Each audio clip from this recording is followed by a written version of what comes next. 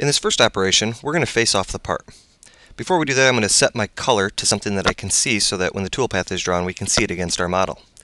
Now I'm going to go to 2D milling and choose the topologic function from the dynamic icon bar. I'm going to zoom up and I'm going to select this face on the model. Here, TopSolid'Cam is analyzing all the data around that face and all the faces around it, and it comes up and suggests a facing operation, which is exactly what we want to do. I'm going to click OK. Now we need to choose a tool to use. In this case, I'm just going to use a simple end mill, and to select it, I'm just going to double click on end mill. I'm going to look for a 1-inch diameter end mill, so I'm going to type 1 in tool diameter, hit the tab key on my keyboard, and with the 1-inch end mill selected, I'm going to say OK. Now we can rotate around and visually look at the tool, make sure it's sticking out far enough to machine what we want to machine, and simply say OK in the prompt line to continue. At this point, TopSolid'Cam is giving you how much material you're going to actually be removing up to that face from our current stock model. From here, we're going to set our maximum axial depth to 1/8 of an inch.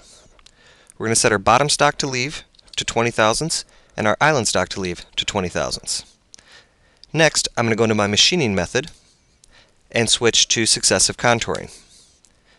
From here, I'm going to set my external clearance distance to be 50 thousandths. What this means is that the tool will be plunging 50 thousandths off of the part. Now I'm going to set my XY step over to be 0.4, which would be roughly 40% of the diameter of the cutter. From here, I'm going to simply click OK. And I'm going to click OK again. Now TopSolid'Cam is creating the toolpath, and it's also updating the stock model to the new toolpath. Here, you'll see a simulation of the toolpath that TopSolid'Cam created. If you want to run it faster, just tap the plus key on your keyboard. If you want to run it slower, simply touch the minus key.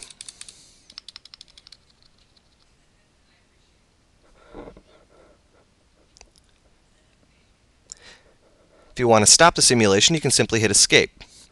Now, let's go up into the Operations Manager, and let's select the Facing Successive Contouring operation and double-click on it to edit it. Here, let's also include a Face Island option. Let's click the Parameters tab. Let's set the stock to leave there to be 20 thousandths. Let's change our machining method to be zigzag instead. We'll say the clearance distance is maybe 0.55. The external clearance distance again, and this is the plunge distance, we'll set to 50 thousandths. Here, we'll even turn on some high-speed machining options and have circular end conditions. We're going to say OK, OK, and OK. And now TopSolid'Cam recomputes the toolpath.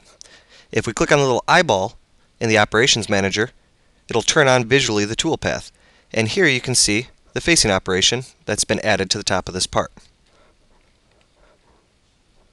If you want to verify this, go into the Operations Manager, select the toolpath to verify, right-click, choose Verify, and Verify from the submenu.